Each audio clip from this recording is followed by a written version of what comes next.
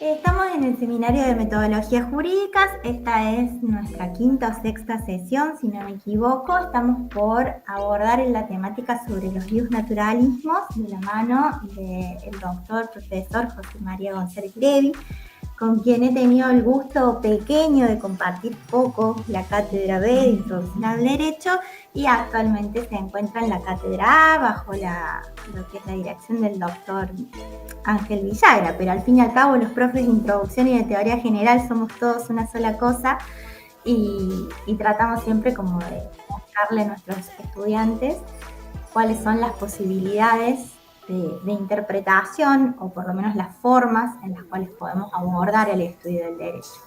Por lo que van a ver hoy, por lo menos en cuanto a lo que son mis estudiantes, con José María, no lo han visto nunca conmigo, así que presten atención porque está muy buena la prueba.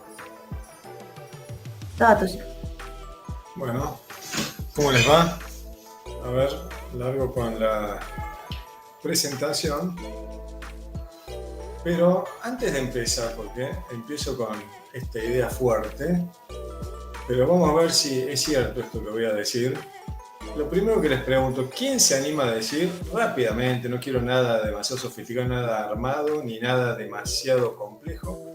¿Quién se anima a decirme una definición de derecho? Como para romper el hielo, díganme, ¿alguna definición de derecho? La primera que tengan en la cabeza. Una herramienta para controlar el comportamiento de la sociedad. Uy, pero ya es muy sofisticada esa. Una mucho más simple. Alguien que les pregunte en un asado, che, ¿qué es el derecho vos que estudias derecho? Ahí nomás, ¿qué es lo primero que le dicen? Esta pregunta siempre la hago el primer día de clase y siempre la respuesta es prácticamente la misma siempre. Algo que tenemos todos, a lo que todos tenemos acceso. Uy, pero está también, eso puede ser también el aire, el agua. El aire por lo menos puede ser. Pero una definición de derecho, vamos. El conjunto normativo que regula los comportamientos de la sociedad. Bien, esa me gustó, porque esa es la que me va a ayudar. Conjunto de normas, siempre salta esa primero, ¿no?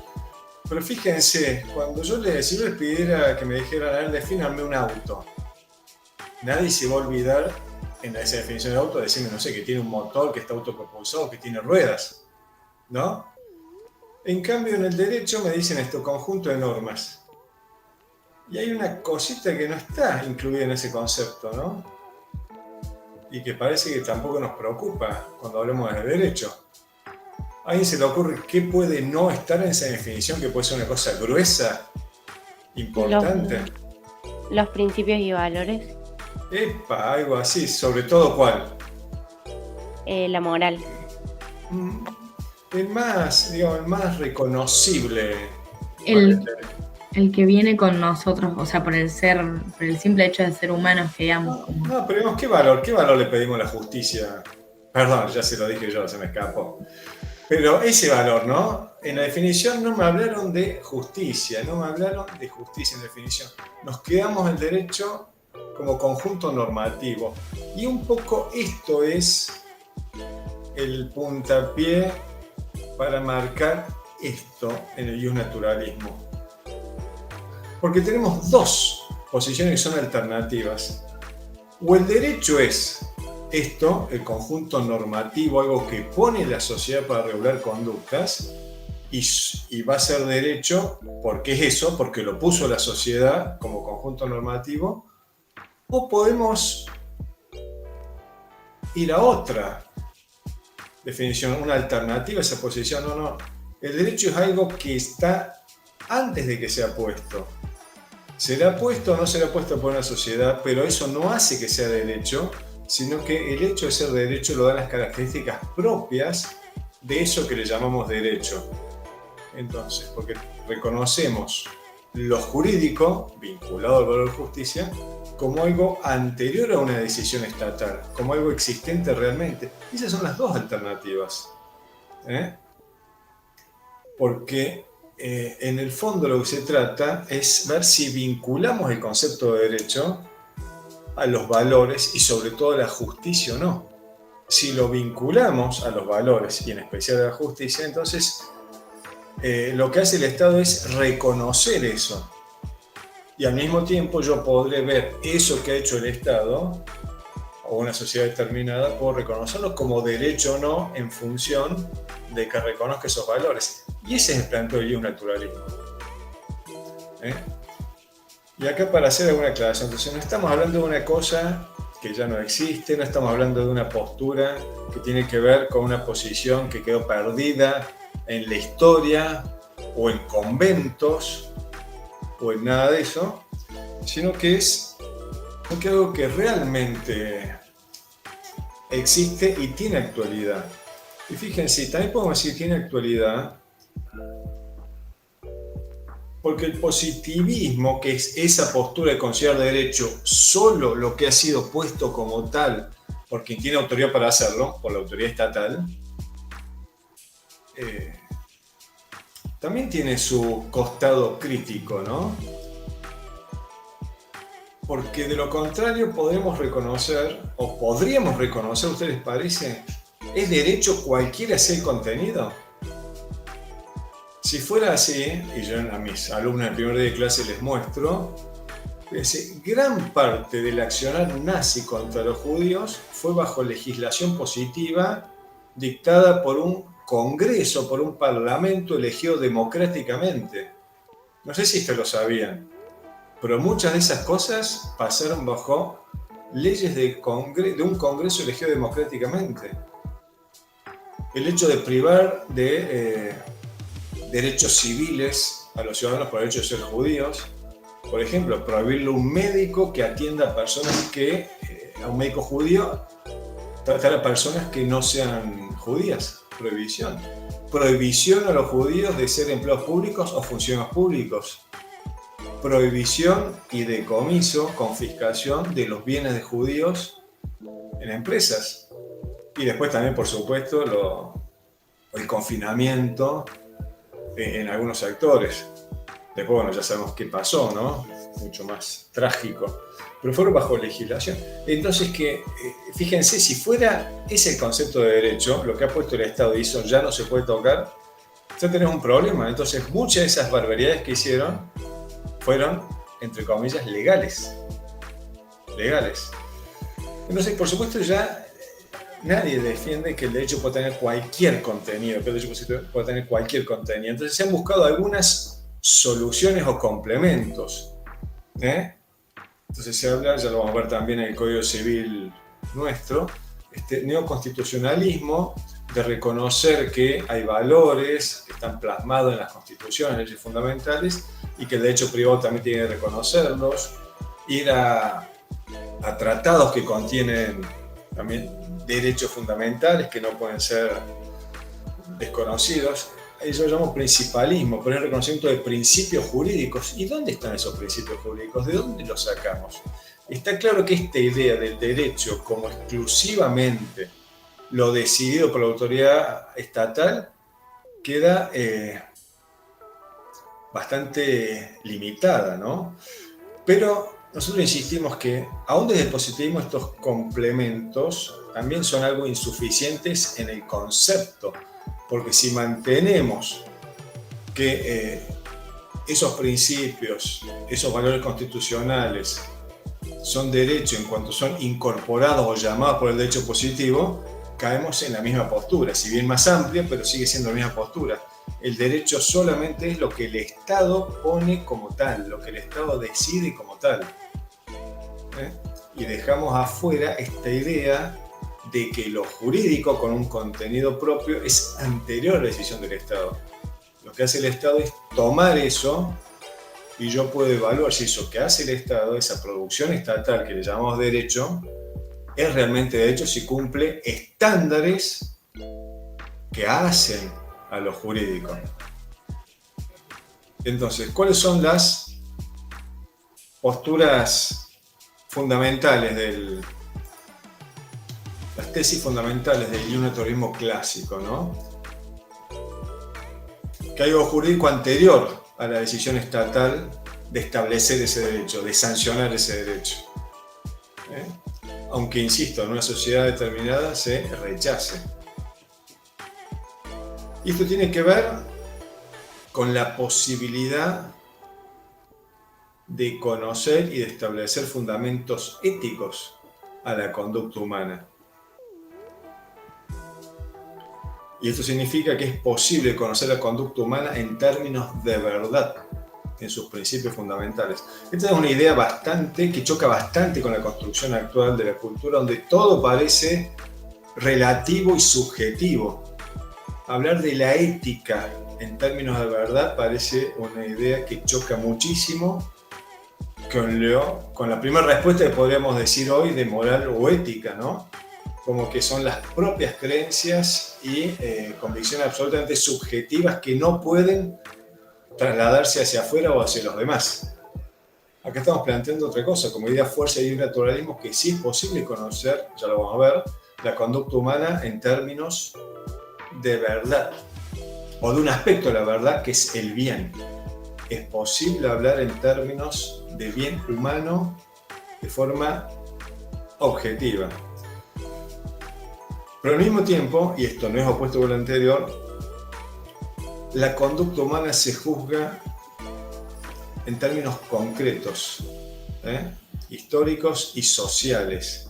Por eso no van a encontrar nunca una visión iusnaturalista como un ordenamiento parecido al positivo. No va a existir un código de derecho civil iusnaturalista. Es imposible que exista. Ya vamos a ver por qué. Entonces, la tesis fundamental acá es que existe un contenido jurídico que deriva de la propia naturaleza humana que es indisponible. Que el derecho positivo no puede desconocer si quiere ser llamado propiamente derecho. Si el derecho positivo desconoce ese contenido mínimo de juridicidad natural, ese derecho positivo no va a ser derecho. Va a ser la aplicación de la fuerza por alguien que tiene la posibilidad de hacerlo. No va a diferir el derecho positivo, por más que esté dictado por un congreso,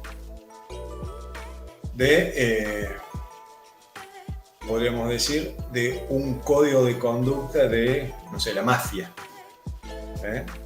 De una entidad social que puede imponer determinadas conductas por la fuerza. No va a ser muy distinto. No va a ser muy distinto. Así todo, desde el punto de vista del iusnaturalismo, no hay contraposición. Es el derecho natural en vez del derecho positivo. Sino que al contrario, el derecho natural necesariamente se tiene que integrar con el derecho positivo. Porque el derecho natural necesita de su concreción a través del derecho positivo. La posición positivista, al contrario, el derecho natural le sobra en su explicación de derecho. Rechaza la visión naturalista porque sería reconocer que es derecho algo que está fuera de la norma positiva. ¿Hasta acá me siguen? Vamos a ver, ¿y por qué dice el iuspositivismo que existe una juridicidad natural? Que existe la posibilidad de derecho esté o no reconocido. ¿Cuáles son los fundamentos de decir esto? ¿En qué términos podemos hablar de que existe esto?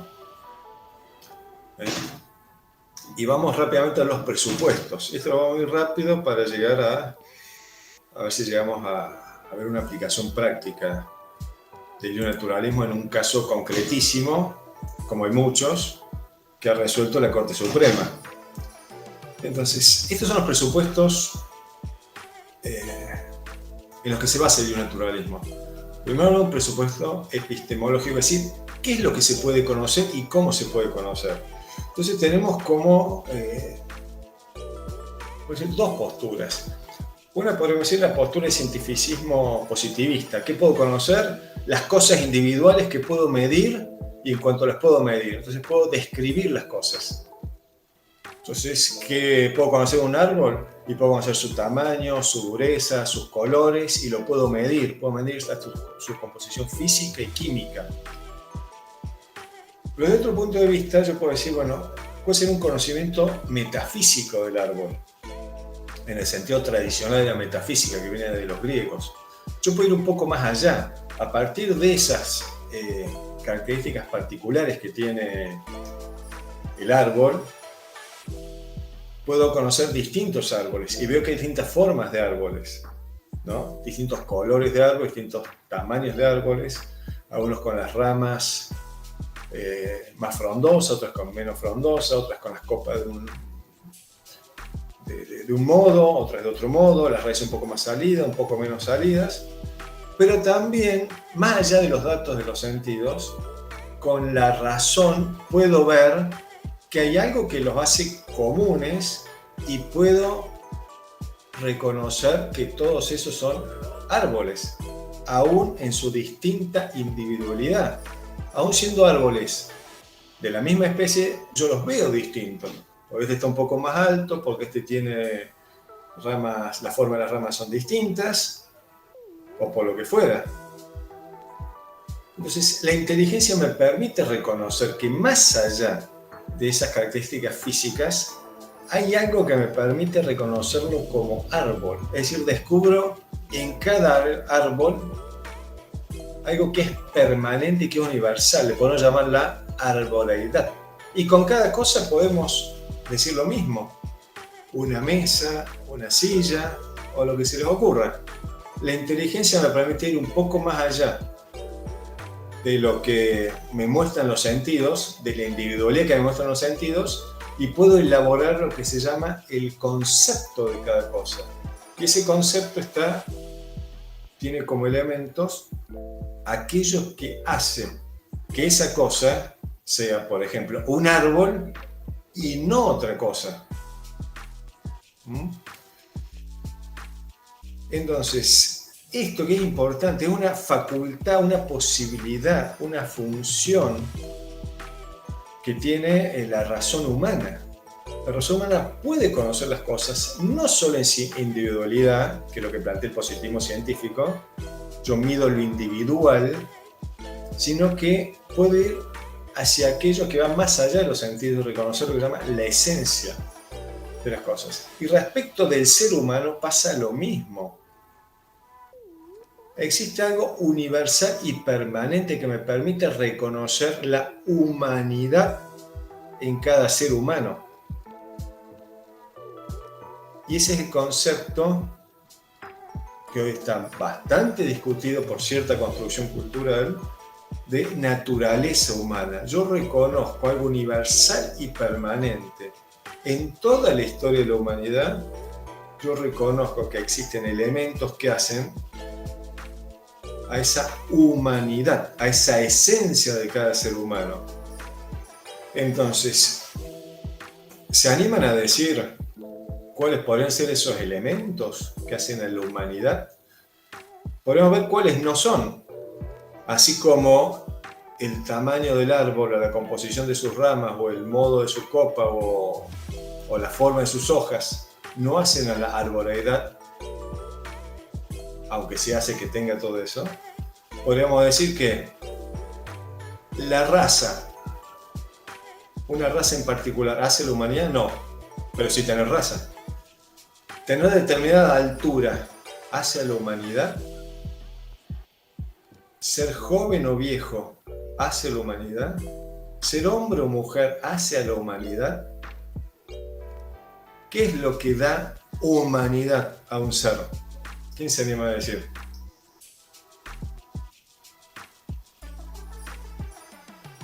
¿Alguien se anima? ¿Cuáles son los elementos que nos hacen humanos? La moral puede ser uno de ellos. ¿Y antes que ese?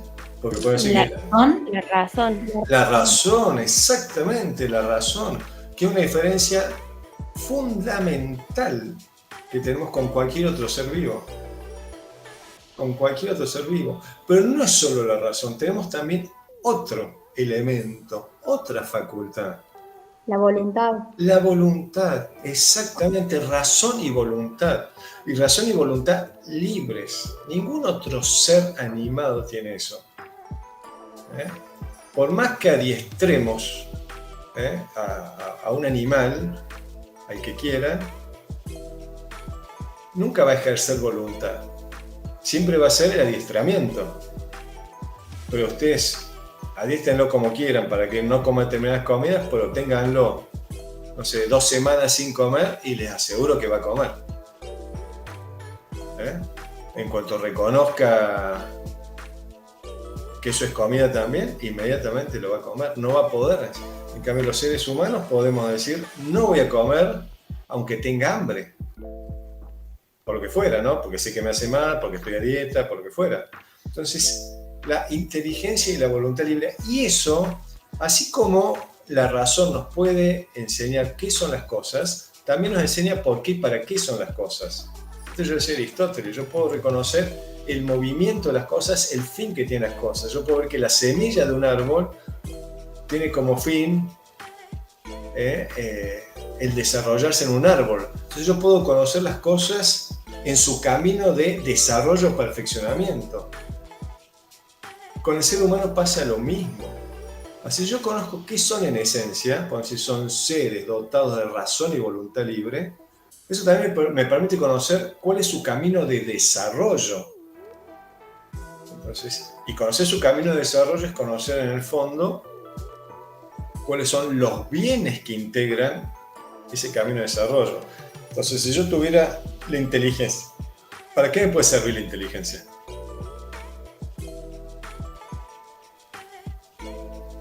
Para discernir. Para discernir, para conocer.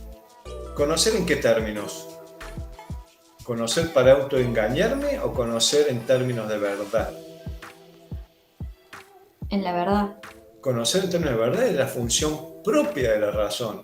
Conocer en términos de verdad, no engañarme y conocer cada vez más y conocer cada vez mejor para conocer que la realidad en cuanto tal, siempre en términos de verdad. ¿Y la voluntad para qué me servirá?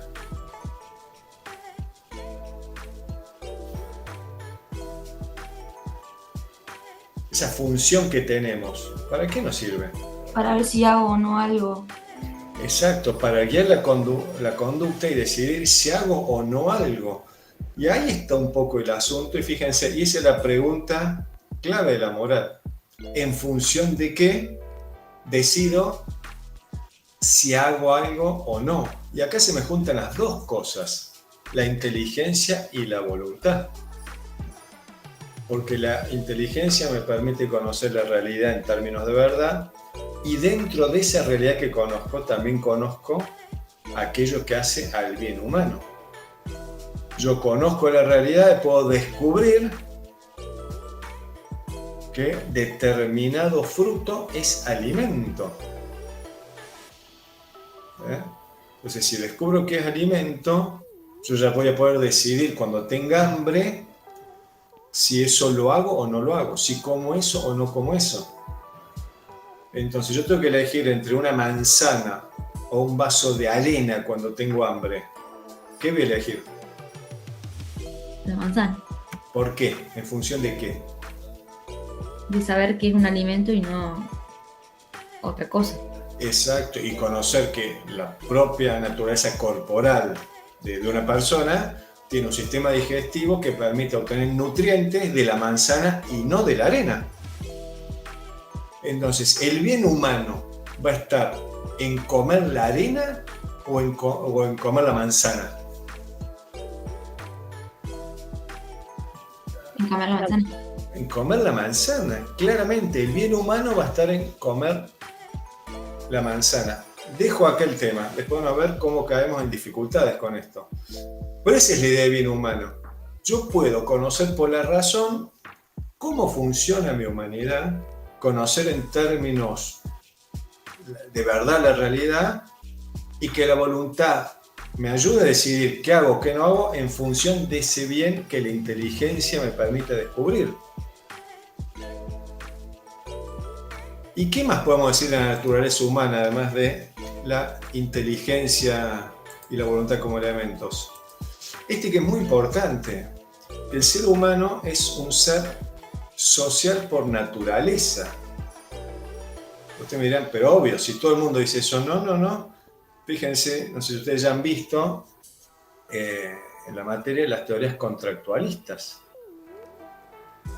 Las teorías contractualistas se oponen a esta idea de que el ser humano es social por naturaleza. Las explicaciones de la sociedad son con esta ficción del pacto. Si yo creyera realmente, y yo les puedo hacer una pregunta, díganme rápido, ¿qué es una sociedad? Un conjunto de personas. Claro, fíjense, y sale esa respuesta también, cuando esa respuesta, en cierto modo, y con esto lo provoco un poquito, no deja de ser una ficción. Porque la realidad es que yo no veo un conjunto de personas en la sociedad. Veo otra cosa si yo quisiera describir realmente lo que es la sociedad. Yo tengo que describir la sociedad como un conjunto de familias. Porque no encuentro personas, seres individuales viviendo en la sociedad. En realidad siempre, en la mayoría de las sociedades y en la mayoría de los que integran esa sociedad, tengo una integración familiar como el núcleo mínimo. Y es así. Y a lo largo de la historia de la humanidad nunca existió ese concepto de persona que plantea el contractualismo. Esa persona individual que, como se encuentra viviendo con otros, necesita de un pacto para conformar la sociedad y establecer las reglas de funcionamiento. Y por eso esa idea que tiene el contractualismo de que la presencia del otro me limita. Y por eso esa frase, que seguramente ustedes conocerán muchísimo, tus derechos terminan donde empiezan los míos, ¿no? Una frase tan que en el fondo es negar esta idea de naturaleza social. Porque si hay naturaleza social, ¿qué quiere decir esto que hay naturaleza social? Que el ser humano está llamado a desarrollarse con otros. Y esto estar llamado a desarrollarse con otros significa que el mayor bien que implica ese desarrollo humano necesariamente incluye en alguna medida el bien de otro. Yo en clase siempre pongo el ejemplo del matrimonio, un matrimonio sano. ¿Cuál será un matrimonio sano? ¿El donde cada uno hace la suya? ¿O donde en alguna parte de esa convivencia matrimonial uno está buscando el bien del otro? ¿Cuál será el mejor ejemplo del matrimonio sano? El segundo. El segundo, claramente, y eso es a lo que se refiere la naturaleza social del ser humano. Que el pleno desarrollo de una persona necesariamente incluye ayudar al desarrollo de otro. Que el pleno bien de una persona necesariamente incluye buscar el bien de otro. Eso es el ser social por naturaleza. Y eso hace que exista, lo que les pongo ahí, una juridicidad natural. Si estamos llamados a vivir con otros, fíjense, esa primera juridicidad es ni más ni menos que un deber hacia el otro. ¿Cuál es ese deber? ¿Cuál se les ocurre? Que es la primera expresión de un deber que yo tengo hacia el otro con el que estoy llamado a convivir. ¿Cuál puede ser ese deber? Un deber obvio, de sentido común. Cuidar y respetar. Respetarlo, exactamente. La primera expresión jurídica humana en función de esa naturaleza social es un deber hacia el otro. Y de ahí surge su derecho a ser respetado. Estas son cosas, son elementos que, insisto, hacen mucho ruido, pues son muy distintos, ¿no?, a los que uno está acostumbrado a escuchar. Pero bueno, estos son los presupuestos que usa el naturalismo. Y después también hablamos del presupuesto histórico y cultural. Porque esta naturaleza humana, esta naturaleza social humana, inteligencia, voluntad libre y sociabilidad natural, se expresan en una sociedad, en un momento histórico y a través de una cultura determinada. Y por eso puede ser muy distinta la construcción cultural. Podemos decir que la construcción cultural es siempre una respuesta para poder acomodar la vida humana a un momento histórico y social determinado. Entonces la cultura es siempre una construcción que permite acomodar la vida humana, pero, y aquí está el asunto, es una construcción cultural que puede ser valorada como positiva o negativa en función de la naturaleza humana. Si una construcción cultural que choca contra la naturaleza humana, podemos valorarla negativamente. Ejemplo simple de esto. La droga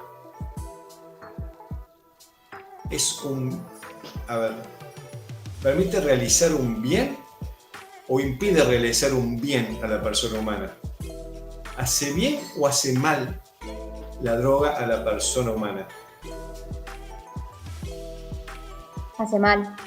Hace mal. Busquen la droga que quieran, pero afecta físicamente la capacidad intelectual y también, por supuesto, la capacidad de voluntad. Entonces, si yo, a lo que son los elementos propios de mi naturaleza, los afecto con esta creación cultural que es la droga, esa creación cultural, ¿la valoro positiva o negativamente? Negativa. Negativamente, claro. Entonces, estos son un poco los presupuestos que hacen al derecho natural. Yo puedo conocer el bien humano en términos de verdad. Ese bien humano se expresa de distintos modos a lo largo de la historia, a lo largo de distintas sociedades, pero de distinto modo. Por eso, qué sé yo,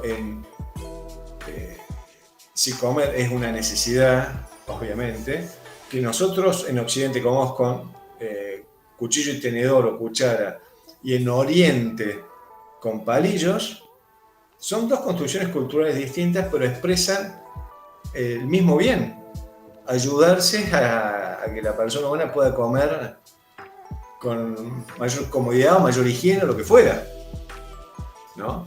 Entonces, claramente son construcciones que yo puedo valorar positivamente. Entonces, y de esto se trata entonces la ley natural. Es ni más ni menos que determinar cuál es el obrar razonable para el ser humano. ¿Razonable en función de qué? En función de un bien humano. Y en el fondo esto es la moral también. ¿Cuándo la conducta es moral? Cuando puede ser justificada en función de un bien humano.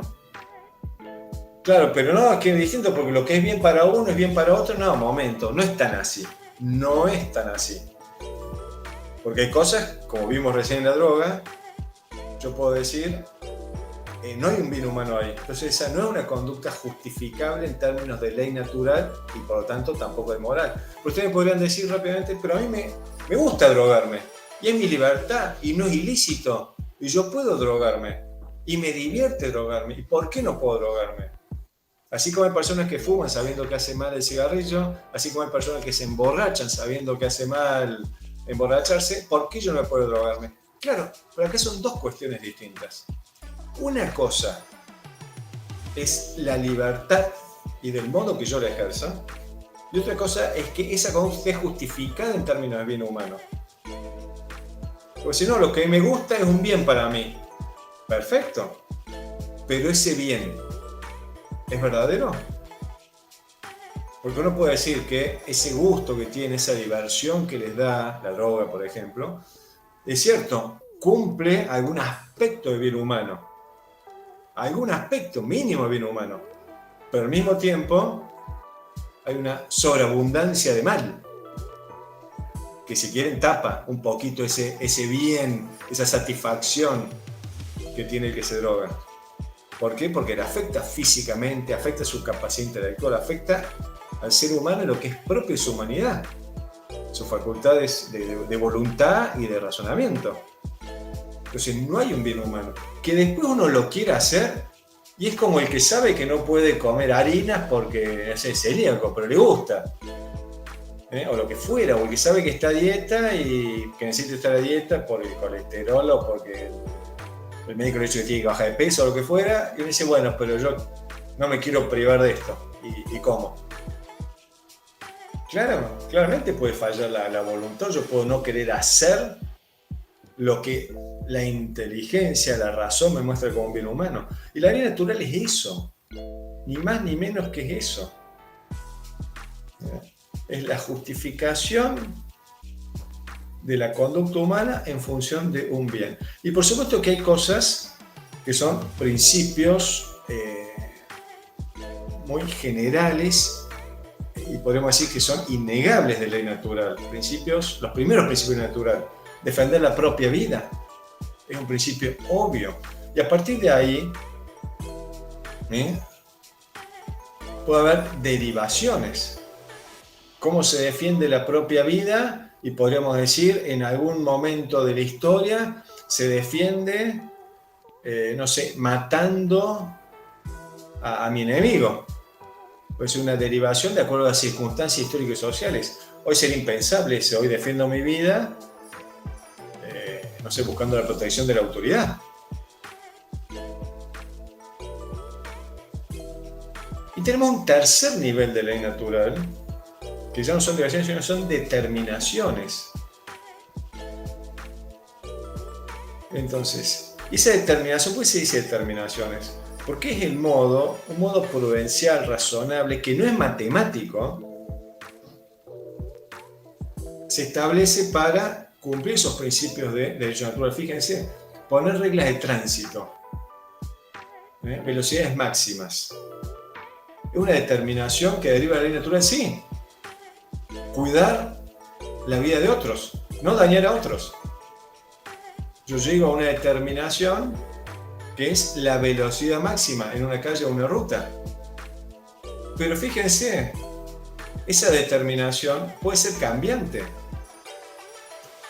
Puede ser cambiante. Si la tecnología avanza y hay controles y sensores por todas las rutas, como hay en algunos lugares de otros países más desarrollados, yo podría establecer al doble que hoy la velocidad máxima en una ruta. Porque las circunstancias históricas y sociales cambian. Y así todas esas determinaciones pueden cambiar. Entonces, ¿cómo va a cambiar la ley natural? Entonces, ¿no es ley natural? Sí. Porque el primer principio puede no cambiar, respetar la vida de otro. Pero esas determinaciones puntuales, adecuadas a las circunstancias históricas y sociales, por supuesto que pueden cambiar. Entonces, no hay un problema con eso. Por eso nunca van a encontrar formulaciones de naturalismo que signifiquen códigos cerrados de conducta hasta el más mínimo detalle. No existe eso y no puede existir. Pero sí vamos a decir que esa determinación de velocidad máxima está fundada en la ley natural, en la medida que sea razonable para concretar ese principio de cuidar la vida de otro, de no dañar a otro. ¿Se entiende esto? Entonces, y de todo lo que es ley natural, ¿qué es derecho natural? Aquella parte de ley natural que tiene que ver con la justicia, con lo debido a otro. Entonces, para cerrar un poco la idea y pasar a esto de la practicidad, de este ejemplito práctico. Entonces, de lo que se trata es, para conocer esto del naturalismo, es descubrir cuál es la conducta razonable en términos de justicia para establecer qué es lo jurídico en una sociedad. Y esto, por supuesto, puede tener distintas respuestas en distintas circunstancias históricas y sociales. Y esto no hace, entonces, el derecho natural es contradictorio. Y no es contradictorio, dependerá de las circunstancias históricas y sociales. Yo les leo a mis alumnos esta obra de Santo Tomás, La Suma Teológica, donde Santo Tomás contesta esta pregunta: ¿es legítima la pena de muerte? Entonces, ¿qué contesta Santo Tomás? Siglo XII, ¿no? Siglo XII-XIII. ¿Qué contesta? Y que la sociedad tiene el derecho de excluir un elemento peligroso que atenta contra su seguridad y su integridad. Entonces dice, es válida la pena de muerte.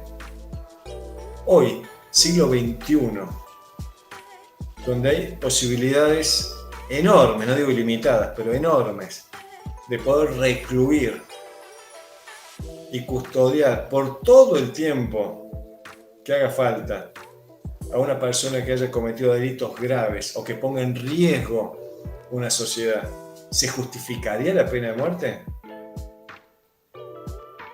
Parecería que no. Pero en ese siglo XII, XIII no existían establecimientos penales ni servicios penitenciarios. Incluso hoy, fíjense, en una situación de guerra, el Código Militar sí prevé la pena de muerte en caso de traición.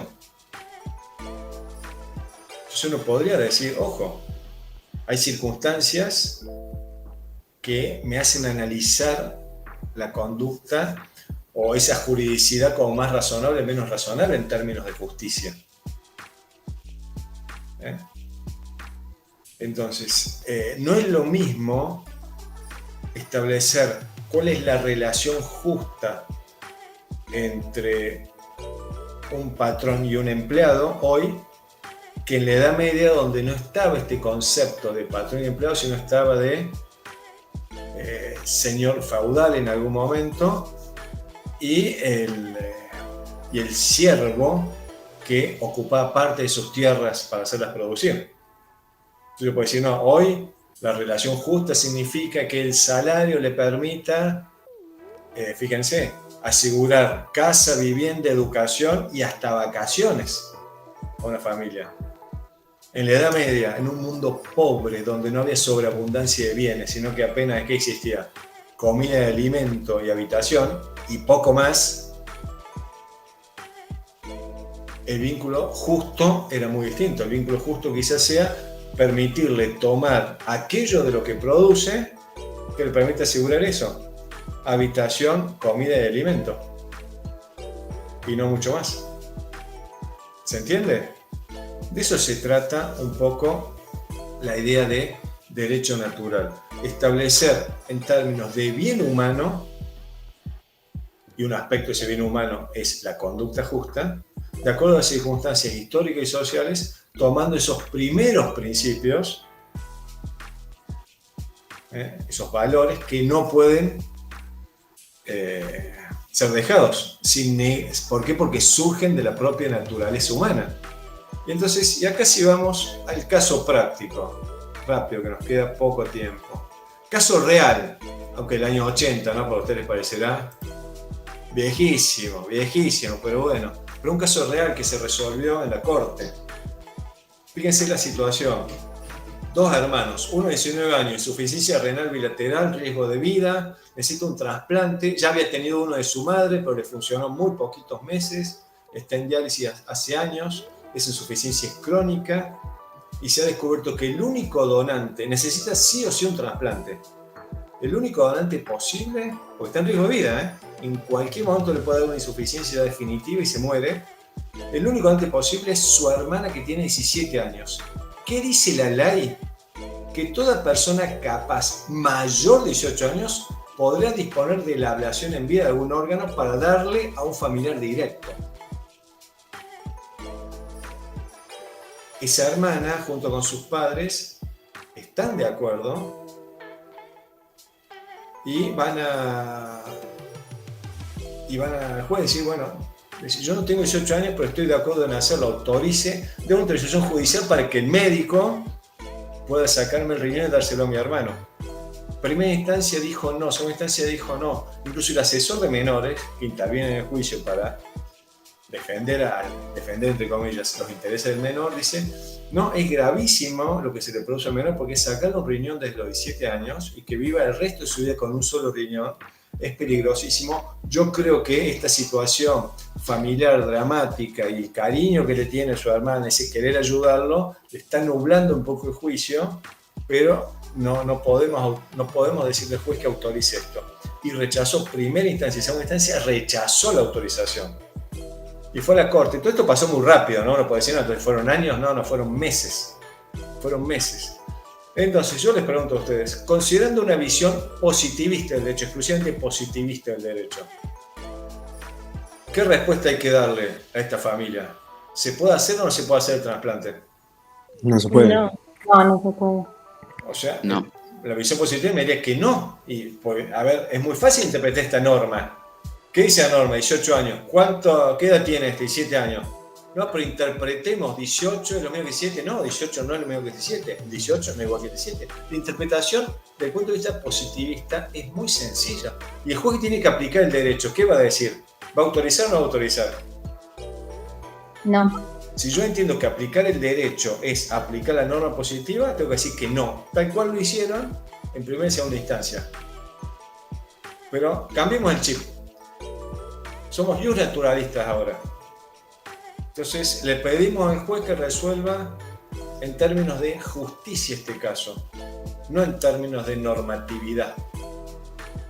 ¿Tenemos alguna alternativa? Sí. ¿Cuál? ¿Cuál? ¿Cómo argumentamos para decir sí? Porque busquemos alternativas. ¿Esa visión naturalista nos permitiría argumentar que sí se puede? Bárbara, Nerea.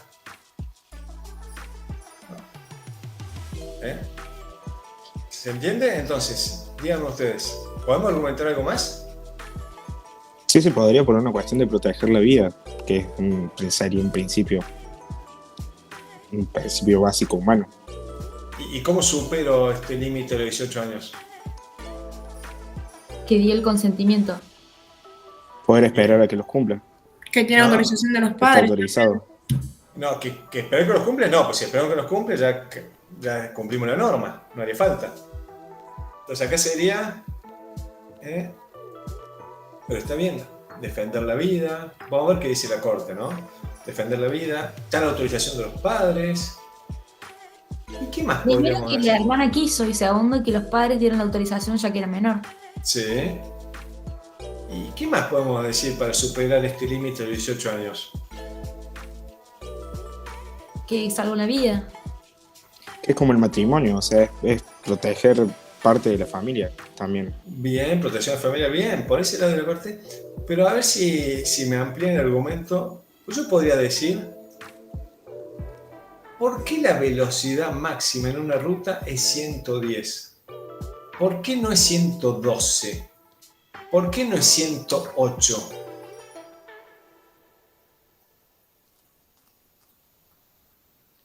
¿Se entiende lo que estoy diciendo? Claro. Para Sí. redondear un número. Es para redondear un número, exactamente. Es para redondear un número. Pero diferencia sustancial entre 108 y 112 o 110, ¿hay? Sí, pero muy mínima. Es mínima, no hay diferencia sustancial, es mínima. Y entonces acá volvamos a este casito. La ley dijo 18 años. ¿Podría haber dicho 18 años y un mes? ¿Podría haber dicho 17 años y 10 meses? Sí. Sí, podría. Perfectamente podría haber dicho, es una determinación. Entonces, fíjense, si yo vamos desde el Jung naturalismo, yo puedo decir, esto de los 18 años, en realidad es solo una pauta que tendría que ver con la madurez para expresar la voluntad de alguien. Sería, profesionalismo desde el Sí. positivismo, sería usar un término de especificidad de la norma hacia el caso de los 17. Como es tan poca la diferencia, la generalidad serían los 18 años. Sin embargo, con este criterio de especialidad de la norma, se puede hacer la excepción que, digamos, como que la sentencia que dicta el juez hacia el caso se podría usar como jurisprudencia y que sea, no sé si se me entiende. No, creo que te entiendo, pero fíjate vos, no desde la base positivista. La base positivista no me permite nada de eso. ¿Por qué? Porque 18 años. Lo que pasa es que hoy, en realidad, y la conclusión que quiero llegar, aunque nos queda muy poquito tiempo, es que un poco lo que dijo la Corte. ¿Qué dijo la Corte? La Corte autorizó el trasplante y dijo todo eso. Fíjense lo que dice. El quid del problema radica en hacer una interpretación meramente teórica o literal y rígida de la ley, o buscar una interpretación que sea más valorativa, que busque los principios fundamentales del derecho.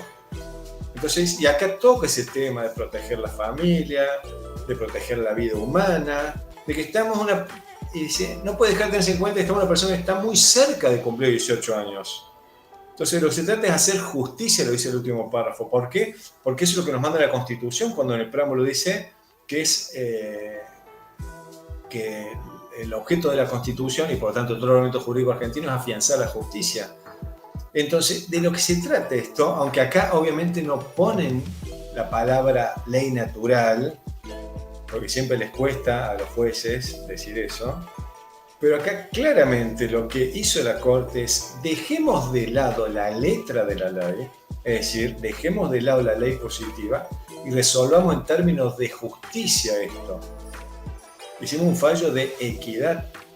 Ignoro, es decir, omito cumplir la ley, es fuerte lo que estoy diciendo, pero omito cumplir la ley, no le hago caso al límite de 18 años, porque voy a los principios que importan acá para resolver con justicia este caso. Y este límite, que es el más positivista de todos, se puede decir, lo puedo dejar de lado, considerando que a la hermana le faltan pocos meses para cumplir 18 años. Entonces, como le faltan pocos meses, en el fondo lo que importa acá es proteger la vida, proteger la familia y resolver en términos de justicia esto. Entonces, aquí hay una aplicación muy práctica del derecho natural, aunque no se haya dicho. Y esto la Corte lo hace constantemente. Hay muchos fallos, incluso cuando se declaran inconstitucionalidades, porque la ley ofrece un resultado injusto. Pasó con todos. Ley de riesgo del trabajo. ¿Por qué se declaró inconstitucional? Porque no cumplía el principio de la reparación integral de los daños, que surge el principio constitucional de no dañar a otro, que está en el artículo 19. Un principio tan genérico que no está legislado específicamente en la Constitución. Entonces, ¿por qué? ¿De dónde sacó el contenido para decir todo eso, ese valor? Del derecho natural, de la ley natural. ¿Qué es lo razonable en términos de bien humano para reparar el daño a una persona? Entendieron que la ley de riesgo del trabajo, dictada en el año 94, no lo hacía. Entonces, por eso la declararon inconstitucional. ¿Se entiende lo que voy? Entonces, la conclusión es esta que ofrezco acá, para cerrar. En el fondo, el derecho positivo funciona como una concreción del derecho natural, pero el derecho natural se va a tener que imponer cuando el derecho positivo se muestre como insuficiente. Porque en el fondo la función de los jueces no es, y la Corte lo ha dicho un montón de veces, no es aplicar el derecho positivo. La función de los jueces es resolver con justicia cada caso que tiene que resolver. Si acá aplicaba el derecho positivo, la Corte tendría que haber dicho, mala suerte. Le decimos al pobre Juan que aguante un par de meses más para que su hermana cumpla los 18. Entonces están ahí 11:59 del día anterior a su cumpleaños los médicos, para que cuando cumpliera 18 pudiera firmar el consentimiento y hacer la ablación. Suena absurdo. Entonces, de lo que se trató este fallo, es decir, lo que hizo la Corte fue resolvamos con justicia este caso. Y ya el Código Civil, fíjense, cuando habla de fuentes, el artículo 1 y 2, no sé si ya lo han visto, en el título preliminar, dice, los casos que este código rige deben ser resueltos según las leyes, pero conforme a la Constitución Nacional. Y el siguiente, ¿cómo se interpreta la ley? La ley se interpreta según, teniendo en cuenta sus palabras, pero también los principios y los valores jurídicos. Y en el fondo es esto. A veces los jueces le llaman interpretación. Estoy interpretando, pero en el fondo no es tan así. No es muy difícil interpretar 18 años y saber qué es. Yo no puedo interpretar que 18 años es lo mismo que 17. Lo que estoy haciendo es no respetar, entre comillas, los 18 que me dice la ley y buscar una solución justa diciendo que los 17 años también no es suficiente para ese consentimiento. Y resuelvo en función de eso, de la solución justa. el Código Civil hoy me lo permite mucho más que antes. Entonces, de lo que se trata es de eso. No me conforma que un juez resuelva aplicando el derecho positivo. Me conforma que solucione en términos de justicia ese caso. Porque en el fondo de eso se trata la vigencia del derecho natural. Es esa intención permanente de la historia humana de pensar, conocer y aplicar lo que es justo. Bueno, y con esto terminamos. Fíjense, estamos perfecto de horario. Si tienen alguna pregunta, la hagamos acá en este par de minutos que nos quedan. Y si no, cerramos acá.